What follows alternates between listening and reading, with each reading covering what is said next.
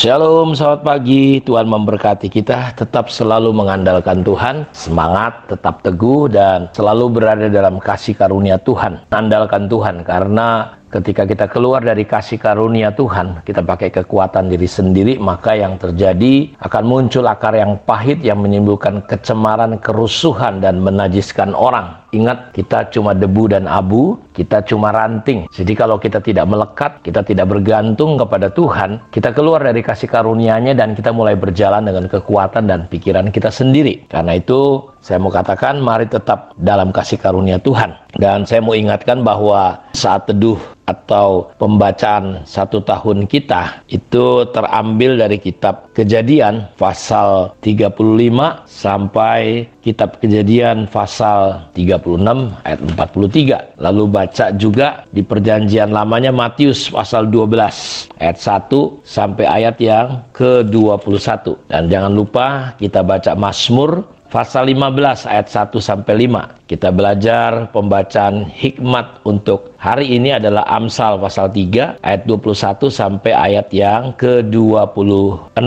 Saya percaya firman Tuhan adalah sumber inspirasi dan Tuhan Yesus mau kita memprioritaskan kerajaan Allah dan kebenarannya, karena kita sudah belajar bahwa Tuhan mau hidup kita tidak digerakkan oleh perkara-perkara masalah kebutuhan lahiriah kita, makan, minum, pakaian, nama baik, jabatan, pangkat, rumah. Jadi itu memang kebutuhan kita. Dan manusia pada waktu belum jatuh dalam dosa, belum memberontak kepada Tuhan, ketika mereka hidup dalam prinsip kerajaan Allah atau berada di dalam naungan kerajaan Allah, mereka itu semuanya menikmati kasih karunia Tuhan. Mereka tidak bekerja keras seperti setelah itu Tuhan menyiapkan sumber-sumber untuk Adam dan Hawa. Tetapi ketika mereka keluar dari prinsip pemerintahan Allah atau kerajaan Allah, mereka mengenal yang namanya kematian. Mereka mengenal yang namanya kemiskinan. Dengan jerih payah kata Tuhan, engkau akan mencari nafkahmu. Dan karena itu, hal-hal ini menjadi kebutuhan dasar hidup manusia. Makan, minum, pakaian. Dan nggak salah sebenarnya kita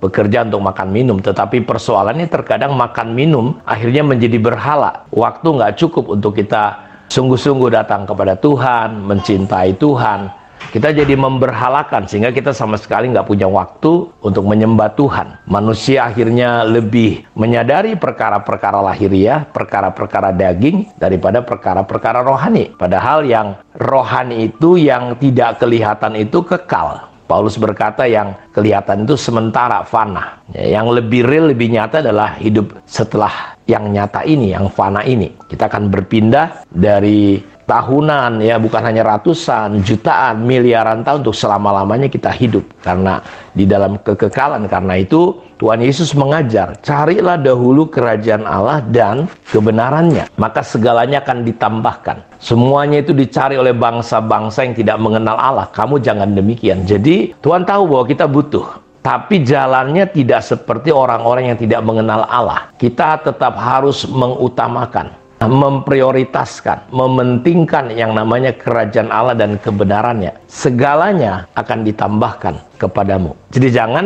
kita kejar-kejar yang segala-galanya itu yang sebenarnya cuma fana. Nah, saya percaya ketika saudara praktekkan prinsip firman Tuhan ini, saudara akan melihat. Karena itu jalannya kelimpahan roh kita, kelimpahan jiwa, mental, pikiran, perasaan kita. Itu adalah jalan untuk tubuh kita sehat, tubuh kita mengalami mujizat, bahkan ekonomi kita, keuangan kita diberkati oleh Tuhan. Karena itu, carilah dulu kerajaan Allah. Kata mencari artinya sesuatu yang perlu kita teliti, kita pahami, ya, kita tekunin. Nah, apa yang dicari? Kerajaan Allah. Seberapa penting kerajaan Allah? Sangat penting. Karena sejak dari awal sampai akhir, Tuhan Yesus itu topiknya adalah tentang kerajaan Allah. Dia bercerita dengan berbagai perumpamaan tentang kerajaan Allah. Orang yang mendengar firman tentang kerajaan Allah dan dia tidak mengerti apa yang terjadi, setan datang mengambil firman itu. Artinya dia boleh mendengar firman, dia boleh hidup jadi orang Kristen, tapi dia nggak punya firman dalam hidupnya. Karena dia nggak mengerti. Ya, jadi begitu penting sekali kerajaan Allah ini. Dan Bapak Ibu tahu, tema khotbah Yesus adalah kerajaan Allah. Contoh Markus 1:15. Waktunya telah genap. Kerajaan Allah sudah dekat. Kerajaan Allah yaitu Allah yang datang sebagai Raja, sudah dekat. Kemarin kita sudah belajar, saudara jangan salah mengerti. Karena yang dimaksud, terkadang orang-orang Yahudi pun menyebut nama Allah itu menghindari penyebutan secara langsung nama Allah. Maka sebagai ganti, dia menggunakan kata Allah meraja, dikatakan kerajaan Allah. Seperti juga contohnya sabda Allah sebagai ganti Allah bersabda atau kehadiran Allah. Allah hadir. Jadi kerajaan Allah bisa dikatakan kerajaan surga. Tidak berarti daerah kekuasaan Allah atau surga. Kerajaan Allah berarti Allah sendiri yang tampil sebagai raja. Mazmur 145 ayat 11-13, mereka akan mengumumkan kemuliaan kerajaanmu dan akan membicarakan keperkasaanmu untuk memberitahukan keperkasaanmu kepada anak-anak manusia dan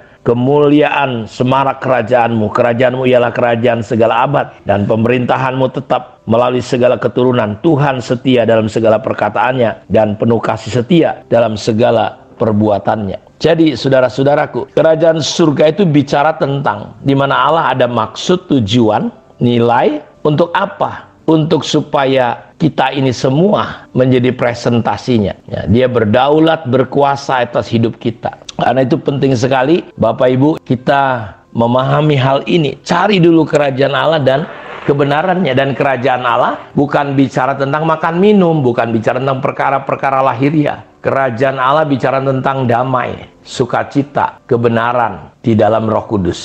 Dan ini yang perlu kita cari. Dan memang jujur kerajaan Allah itu diumpamakan seperti harta yang terpendam. Tidak mudah orang mendapatkannya. Tidak mudah orang menemukannya. Tidak semua orang bisa berjumpa dengan harta yang terpendam itu. Karena itu tidak semua orang mendapatkan iman. Saya berdoa berharap Matius 6 ayat 33 itu udah jelas. Tapi nggak semua orang mendapatkan iman. Sampai dia percaya dan dia mengalami dampak daripada apa yang Yesus katakan di Matius 6 ayat 33. Contoh sebut saja wanita yang kena pendarahan sekian tahun. Semua sudah habis uangnya, segala sesuatunya. Tapi dia muncul iman ketika dia dengar berita-berita tentang Yesus. Pengharapannya kembali. Dan di sisa tenaga terakhirnya, dia mulai mendatangi kerumunan itu di mana Yesus ada. Dan yang menarik adalah dia mulai masuk pelan-pelan dan berkata, asalku jamah saja jubahnya, aku sembuh. Dan menarik, ketika dia menyentuh jubah Yesus, dia sembuh. Pendarahannya berhenti. Lalu Yesus berkata, ada kuasa yang keluar dari hidupku, dari tubuhku. Murid-murid merasa heran.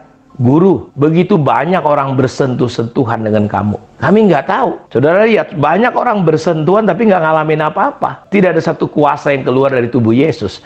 Kenapa wanita ini menyentuh Yesus dan ada kuasa yang keluar? Jawabnya sederhana. Dia menyenggol Yesus, menyentuhnya dengan iman. Makanya terkadang di gereja, orang mendengar khotbah bolak-balik, tapi dia nggak mengalami terobosan, perubahan, nggak mengalami Yesus di dalam kebenaran firman.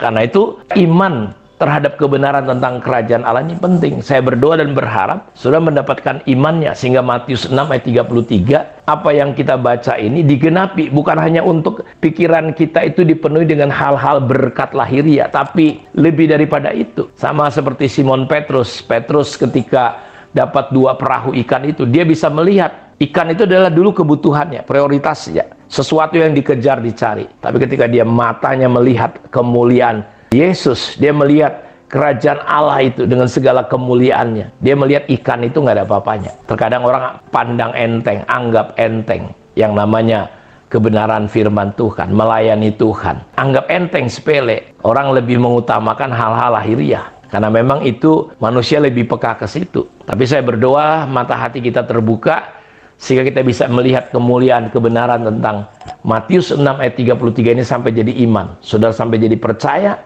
Dan saudara boleh menikmati janji Tuhan seperti wanita yang pendarahan itu. Tuhan memberkati kita. Amin. Mari kita berdoa.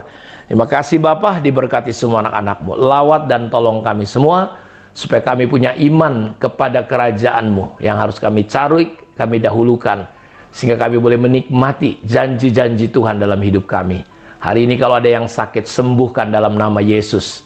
Yang lemah dikuatkan, yang terikat dilepaskan. Terpujilah Engkau Bapa. Diberkatilah semua umat-Mu. Dalam nama Yesus kami berdoa. Amin. Tuhan memberkati kita semua. Shalom.